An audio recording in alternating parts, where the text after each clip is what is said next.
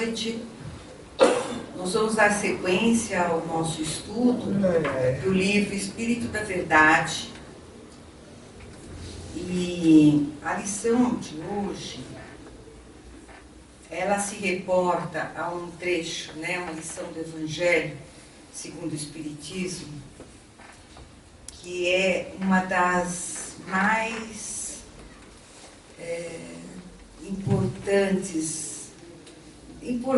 não é o caso, não é bem isso, que todas as lições do Evangelho são importantes, mas ela é tão fundamental, eu acho que também é a mais difícil de nós internalizarmos e de praticarmos, que é o perdão das ofensas. Então, antes de ler a lição que quem nos escreve aqui, a história, é Hilário Silva. E antes de ler a história que ele nos conta, nós vamos ler o que diz o Evangelho no capítulo 10, item 14. Perdão das ofensas. Quantas vezes perdoarei a meu irmão? Perdoar-lhe-eis não 7 vezes, mas 70 vezes 7 vezes. Eis uma dessas palavras de Jesus que mais devem atingir a vossa inteligência e falar mais alto ao vosso coração. Comparar essas palavras de misericórdia com as da oração tão simples, tão resumida e tão grande em suas aspirações que Jesus dá aos seus discípulos, e encontrarei sempre o mesmo pensamento. Jesus, o justo por excelência, responde a Pedro: perdoarás, mas sem limites, perdoará cada ofensa, ainda que a ofensa te seja feita frequentemente. Ensinarás aos teus irmãos esse esquecimento de si mesmo que os torna invulneráveis contra o ataque, os maus procedimentos e as injúrias.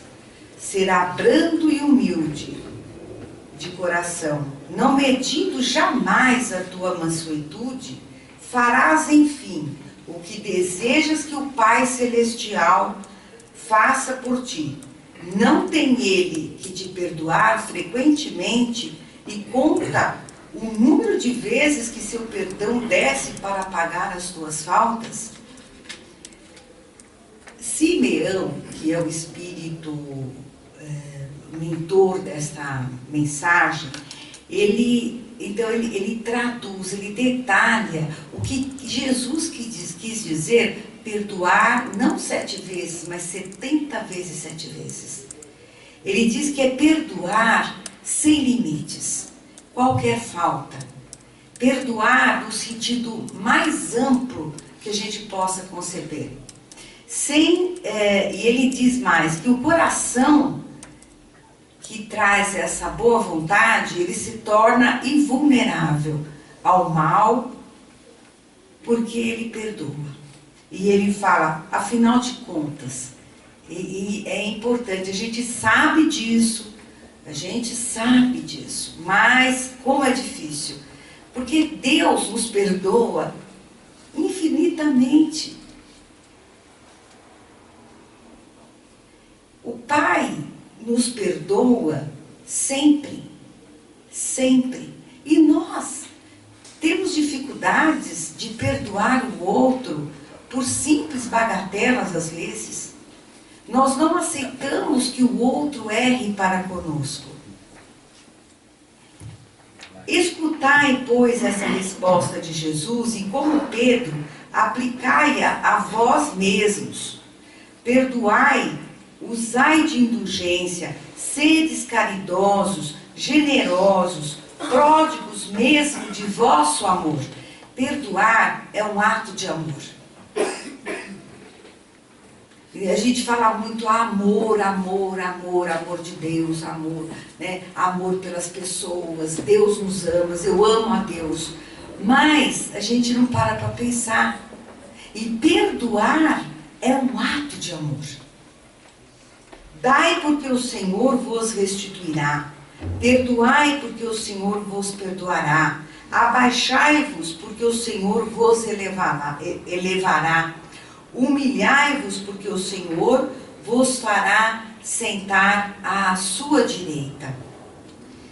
Ide, meus bem-amados, estudai e comentai estas palavras que vos dirijo, da parte daquele que do alto dos esplendores celestes está voltado sempre para vós e continua com amor a tarefa ingrata que começou há 18 séculos. Ele está falando de Jesus. Simeão aqui está falando de Jesus, porque ele nos escreveu isso em 1862. Perdoai, pois, aos vossos irmãos, como tendes necessidade que eles vos perdoem. Se os seus atos foram pessoalmente prejudiciais, é um motivo a mais para serdes indulgentes, porque o mérito do perdão é proporcional à gravidade do mal. Não haveria nenhum em relevar os erros de vossos irmãos, se ele não houvessem feito senão ofensas leves. Ainda tem mais essa. Quanto mais grave a ofensa que nós perdoamos, mais mérito nós teremos. Porque mais nós tivemos que trabalhar internamente para perdoar. Mais compreensão foi exigida da nossa parte para perdoar. Então o sacrifício é muito maior. E, portanto, quando nós conseguimos perdoar um erro grave que alguém cometeu para conosco, nós nos aproximamos mais do Pai. Nós sentimos-nos melhores. Nós alçamos alguns níveis em direção ao nosso progresso espiritual. Então, para nós pensarmos o quanto é importante o ato do perdão. Espíritas, aí vem o recado direto aos espíritas. Não ouvideis jamais de que, tanto por palavras como por ações, o perdão das injúrias não deve ser uma palavra vã. Se vós vos dizeis espíritas, sede-o, pois, ouvidai o mal que se vos pôde fazer, e não penseis senão uma coisa, o bem que podeis realizar.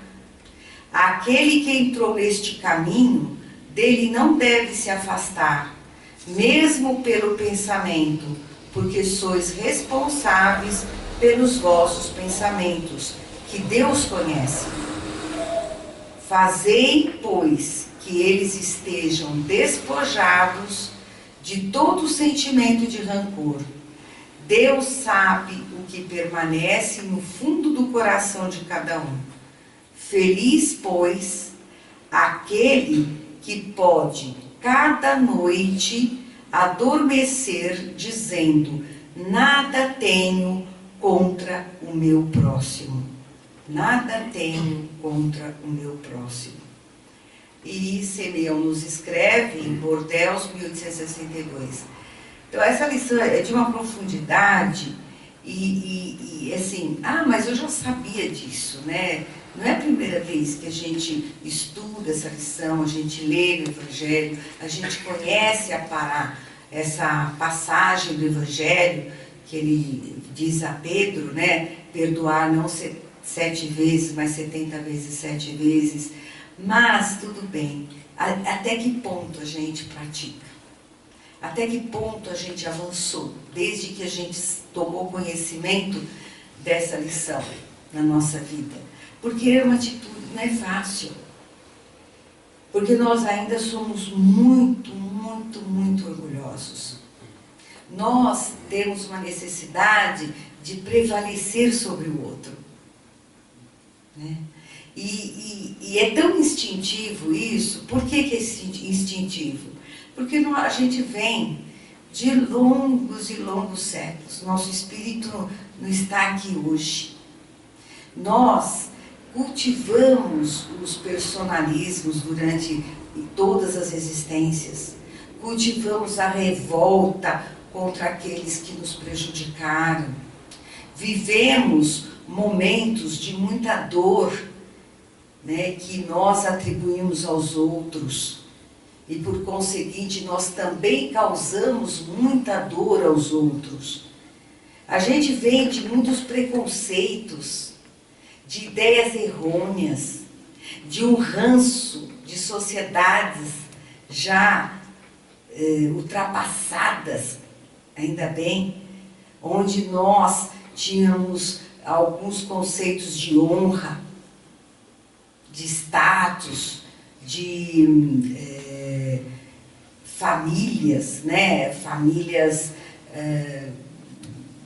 abastadas, que têm nobrezas, né? Então, todos esses conceitos.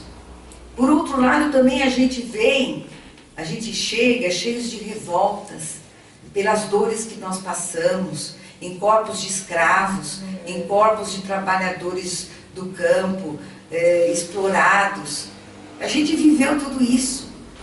E a gente vem e a gente volta. Ora vem de rico, ora vem como aquele que sobrepuja o outro, ora vem como o que é sofredor, que sofre as insanidades do outro, e aí vai. E a gente não aprende, né? Então nós vivemos um círculo vicioso, que nosso dever, enquanto espíritas, é, ao menos nessa existência, trabalhar para sair desse círculo vicioso. Para ter em nossas vidas o seguinte lema: perdoar é a norma. Não perdoar, eu posso até não conseguir perdoar, mas é a exceção.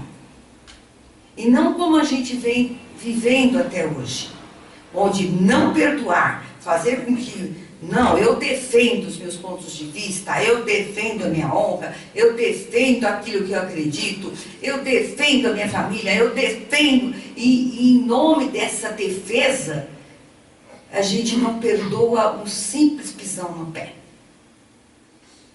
Então, nós precisamos fazer esse trabalho de reversão. Perdoar é a norma.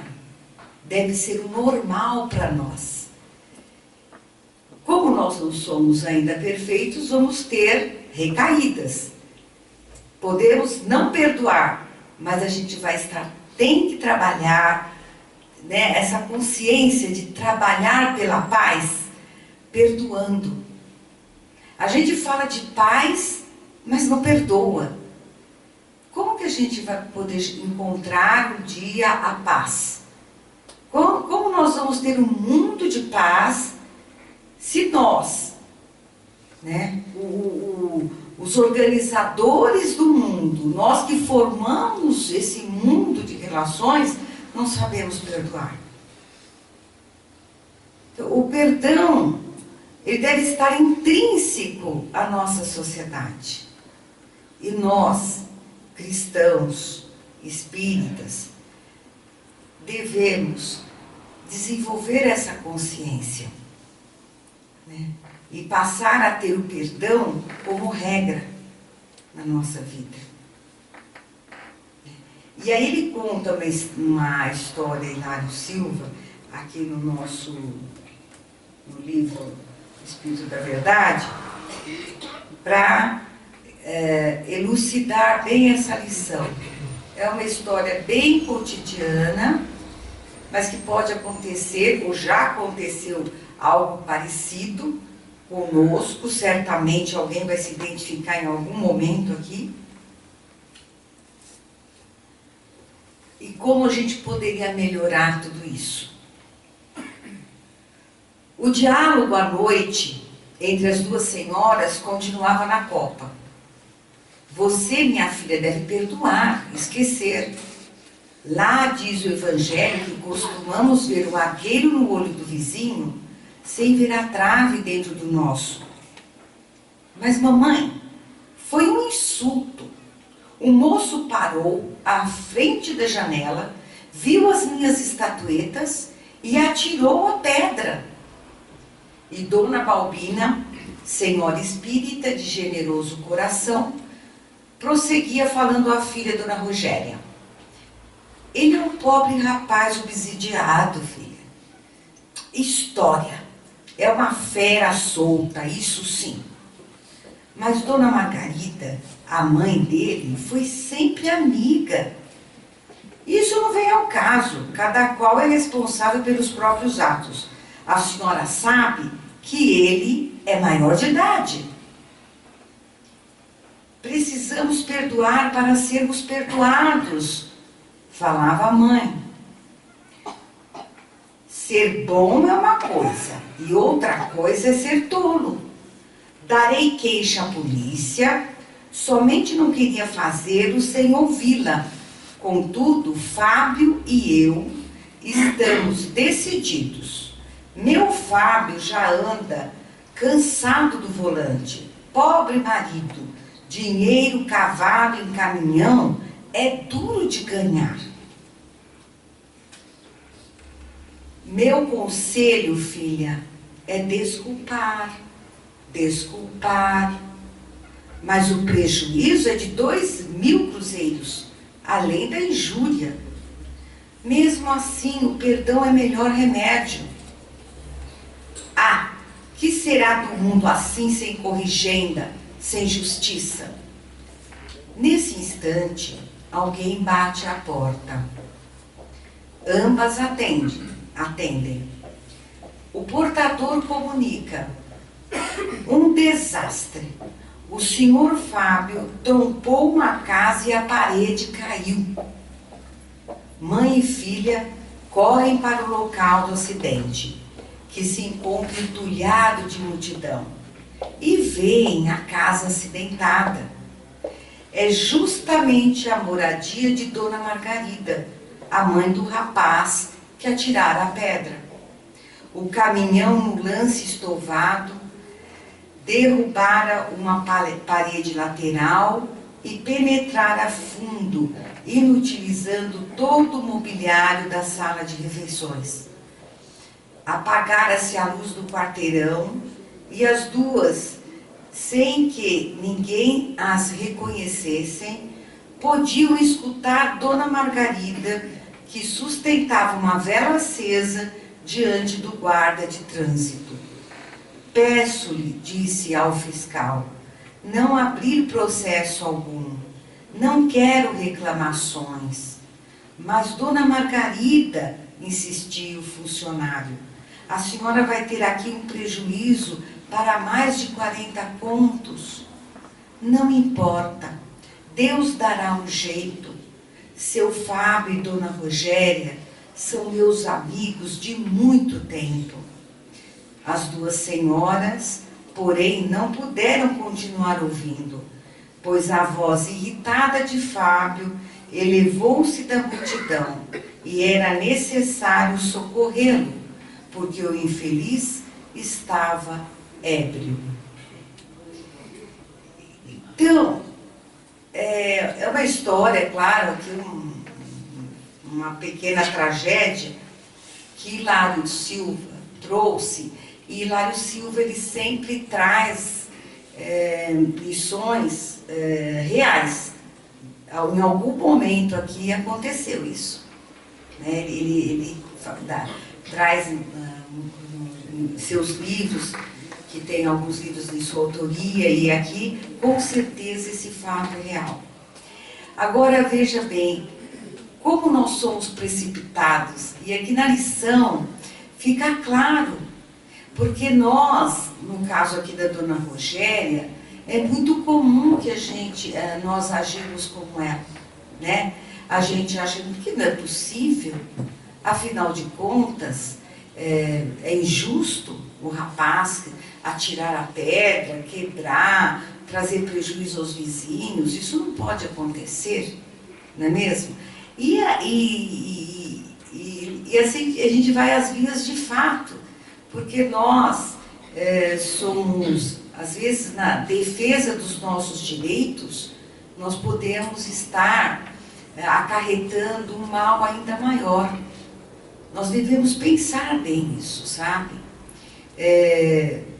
Porque se a gente se arvora na defesa, né, dos nossos direitos, sem pensar muito nas consequências, nós podemos, assim, no caso aqui dela, né, a vizinha tinha muito mais consideração, certo?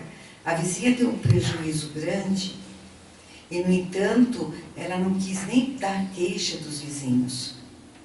E a outra, por conta do rapaz perturbado, provavelmente obsidiado, com problemas mentais, ela não queria perdoar, queria a polícia, enfim, né?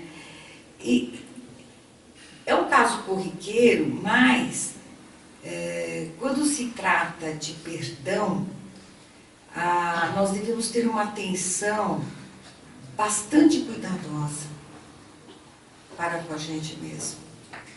Porque não é simples a gente deixar o nosso personalismo, né, de lado e pensar assim, imparcialmente numa situação antes de ir às vias de fato. Antes de não perdoarmos, antes de virarmos a cara, antes de revidarmos, é necessário que a gente se despoje do nosso eu persona, não do nosso eu verdadeiro. O nosso eu verdadeiro, que é a essência de Deus em nós, este quer perdoar, este quer viver bem, este quer a paz. Nós nos emocionamos com a paz, nós nos emocionamos com a confraternização. Nós somos capazes disso. Porque quando as coisas acontecem em relação à nossa vida, a vida de relação aqui na Terra, a gente se encrespa dessa maneira. Se nós somos capazes de nos emocionarmos com o bem. Quer ver como é fácil? A gente vê, às vezes, grupos de artistas que se unem, não é mesmo? Para dar um show em prol de uma causa, em prol dos menos favorecidos. E a gente vê aquele show, a gente se emociona, não é mesmo? A gente vibra positivamente. A gente realmente admira e quer aquele bem. A gente chega a engrossar realmente fileiras, né, no pensamento com aqueles artistas, na ajuda daquela causa, daquelas pessoas. Quando a gente vê, às vezes presta atenção numa mãe com seus filhos na rua, na condução, e a gente para ficar olhando, a gente se emociona, né? Aquela mãe levando o filho na creche, aquela preocupação, aquele amor, a gente se emociona, não é assim? A gente vê aquela propaganda, quem já viu, dos Médicos Sem Fronteiras? A gente vê, a gente chora, a gente tem vontade, a gente admira, a gente faz o donativo, quando dá a gente faz, mas a gente fica emocionado, nós somos capazes de amar. Nós somos capazes de amar, né? Essa semana mesmo se lembrou daquele acidente de avião aqui em Congonhas, quantas pessoas, né, vidas foram... Todos se emocionam, todos se confraternizam. Então, ou seja, nós temos a capacidade de amar aquele que a gente nem conhece. Nós nos emocionamos, nós temos esse amor. Então, na hora que a gente se sente prejudicado, né, entre aspas, né, porque nunca a gente é prejudicado, mas a gente se sente prejudicado, a gente devia se despojar da nossa persona, certo? Das coisas do agora, internalizar aquilo e pensar, será que o outro não merece o meu perdão? Será que eu sou isenta de praticar aquilo que ele fez contra mim? Eu sou isenta disso? Essa pergunta a gente tem que fazer. Será que, então, vamos supor que alguém mentiu para nós. Mentiu. E a gente acaba descobrindo. Né? Isso é muito comum na vida de casal. Né? Parece assim, o casal, um pode mentir para o outro, senão... Gente, será que nós somos capazes de não mentir para o marido? E a mulher para o marido? Põe a mão na consciência. Claro. Às vezes a gente mente para defender algo maior. Às vezes a gente mente para não deixar o outro perturbado. Então, para que a gente vai falar uma verdade que não vai trazer nada, o outro vai ficar chateado? Então, por que nós ficamos tão abalados quando o companheiro ou a companheira mente para nós? Então, será que nós somos incapazes de mentir? Com relação aos filhos, será que nós somos incapazes? Nós somos filhos exemplares? A gente nunca pisou na bola com os nossos pais. Então, você tem que perdoar o filho. No colega de trabalho, será que a gente é o colega de trabalho? Nós somos o máximo.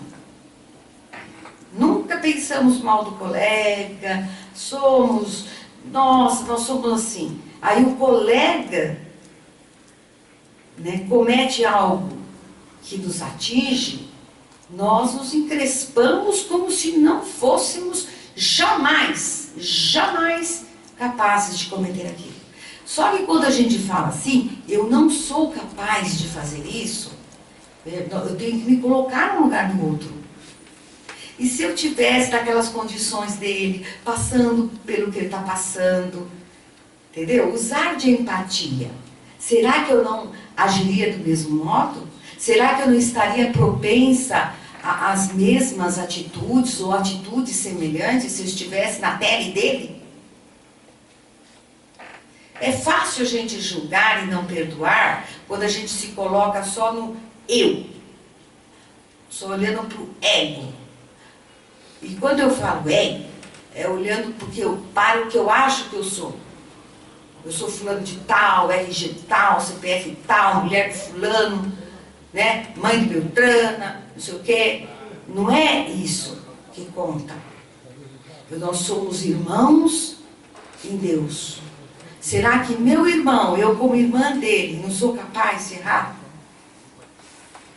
Será que ele não merece o meu perdão? Como filhos de Deus? O Pai quantas vezes nos perdoa? Não. Então, esse movimento a gente tem que fazer. Aliás, a gente tem. Eu acho que é uma cobrança que a gente tem que fazer. Eu falo para mim. Por quê? Porque o objetivo deveria ser exatamente esse, de substituir. Eu perdoar muito mais vezes do que não perdoar. Não vamos também achar que nós somos Francisco de Assis, somos o Chico Xavier, não somos, né? Se nós pudermos, né, com a idade, conseguir realmente perdoar, né, ótimo, mas nós não somos, por enquanto. Então, mas se a gente conseguir parar mais vezes, refletir mais vezes, reconsiderar, as coisinhas, as querelas, deixar passar, e aqueles erros maiores, a gente refletir, e se for muito grande, tentar conversar com a pessoa, entendeu? Resolver isso de frente. Será que não é melhor? Porque a paz, ela é construída, né? E uma pessoa que não perdoa, ela não tem paz. Então, ou seja, nenhum de nós aqui tem paz. Paz, não temos. A gente pode ser que a gente esteja mais leve, porque não tem tantos dissabores, tantas contendas mal resolvidas e, portanto, não temos tantas coisas a perdoar, então a gente fica mais leve. Né? E às vezes a gente está passando por uma fase de relacionamento em que a gente tem dificuldades. Não perdoa, aquilo pesa. Aquilo pesa, aquilo pesa, aquilo pesa. Aquilo é como se fossem aquelas bolas de chumbo, de ferro amarradas no nosso pé. Eu estou dizendo o que eu sinto quando estou passando por uma situação em que tenho dificuldades em perdoar. Portanto, o perdão nos liberta. O perdão liberta. Essa é a verdade. É um desafio. O perdão liberta. Experimenta perdoar que vocês vão se sentir livres. Porque é fato. Nós somos a nossa essência é para perdoar. Nós somos criados para sermos leves, para vivermos uma irmandade, para um objetivo muito maior. Então, tudo aquilo que nos coloca para baixo, e a falta de perdão é uma das mais graves, né? A mais grave, a gente se sente mal. Então, gente, vamos refletir essa semana, vamos fazer um exercício sempre, né? Eu acho que eu sempre buscando diálogo com as pessoas, né? As pessoas, não é fácil, mas a gente tem que dialogar, não trazer o coração eivado de não perdão, né? De falta de perdão. Vamos nos liberando aos poucos. Eu acho que vale a pena a gente se esforçar, né? Tá, muito obrigada. Então, os seus trabalhos.